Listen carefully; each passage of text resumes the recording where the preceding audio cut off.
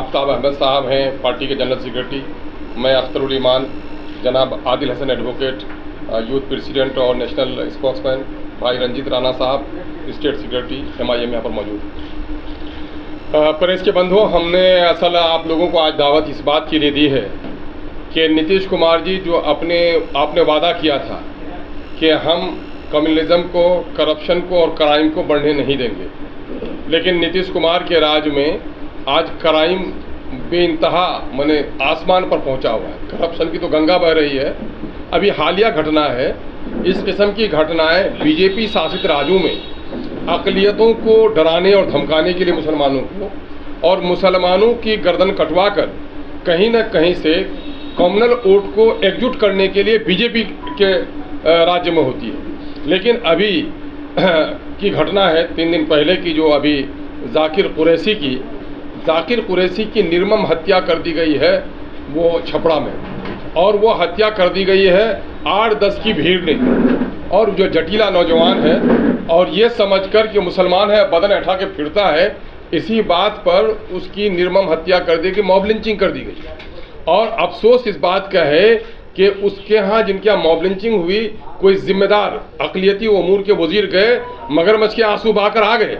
लेकिन मैं बिहार सरकार से पूछना चाहता हूँ, जब नया BNS में ये प्रावधान लाया गया है 103(2) लगेगा उस पर, जहाँ 5 आदमी से अधिक अगर किसी को घेर कर मारता है, उसके ज़ात और मजहब या दूसरी शनाख्त की बुनियाद पर उसको मारा जाता है, वो मॉब लिंचिंग के जुमले में आता है।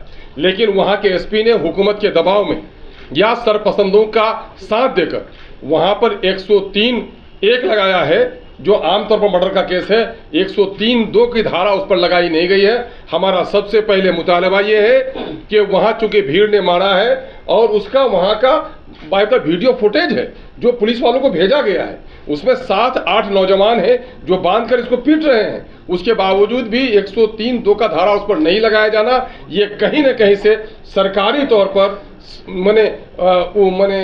मॉब लिंचर्स को कहीं न कहीं सपोर्ट करना है और अक़लियती के लोगों को दबाना है।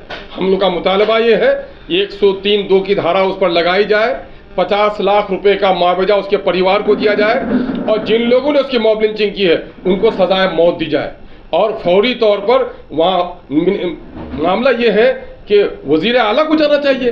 अरे वज़ीर आला, आपने कहा था मुख्यमंत्री जी, यह आपके कैरेक्टर की बुनियाद है कि आपने क्राइम को, कंट्रोल को, कम्युनलिज्म को बढ़ने नहीं देंगे। ये कम्युनलिज्म भी है और ये बड़ा क्राइम है, और आप वहाँ तक अभी तक नहीं गए।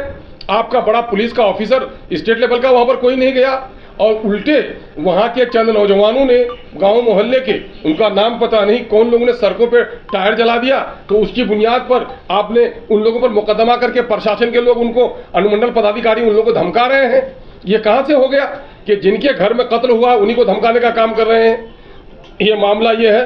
दूसरा मामला ये है कि अपोजिशन का लीडर, जिनका वो गृह जिला है गोया, भले ही लालू जी गोपालगंज के हों, लेकिन लालू प्रसाद यादव जी का पूरा राजनीतिक सफर को जो तवानाई मिली है वो छपरा से मिली है।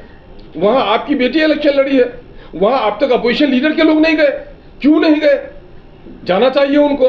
हम लोग ये मुतालबा कर रहे हैं कि अपोजिशन के लीडर अपनी जिम्मेदारी को अदा करें, और मैं DGP से मुतालबा करता हूँ, मुख्यमंत्री से मुतालबा करता हूँ, चूँकि होम को आप देख रहे हैं, ये 103(2) का दफ़ा लगाकर उन तमाम सरपसंदों को आप जेल भिजवाएं और उन पर कत्ल का मुकदमा चले और ऐसे लोगों को फांसी की सजा दी जाए।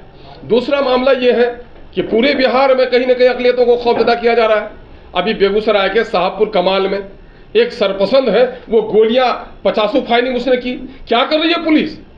क्यों सरपसंदों के सामने में पुलिस ने घुटना टेक दिया है? और वहां पर इश्तियाक नाम का एक लड़का जो जख्मी हुआ है, और कुछ नहीं, बाग में ठंडे में था, अपनी दबंगई दिखाने के लिए उसने पूरे तौर पर अपने बंदूक को लहराते हुए वो किया है। ऐसे लोगों की गिरफ्तारी होनी चाहिए। ये वाकया बिहार में क्यों हो रहा है? क्या अक़लियतों का जान व माल, इज्जत, आबरू का तहफ़्फ़ुज़ हुकूमत करना चाहती है या नहीं करना चाहती है?